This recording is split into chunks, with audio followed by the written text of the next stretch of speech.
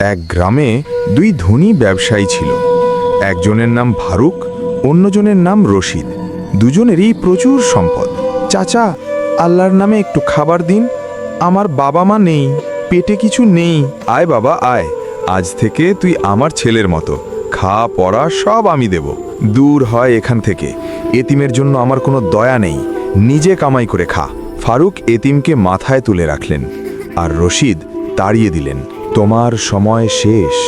না না, আমার এত সম্পদ, আমি এতিমকে সাহায্য করিনি বলে। তোমার রব কে? আমি জানি না, আমার টাকা পয়সা কই? এতিমের প্রতি তোমার ব্যবহার কি ছিল? আমি কিছু জানি না, দয়া করো।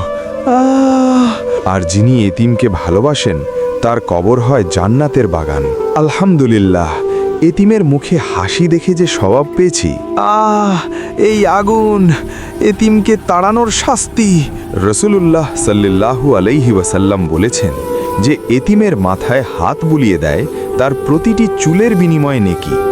এতিমের প্রতি মহব্বত করুন, আল্লাহ আপনাকে মহব্বত করবেন।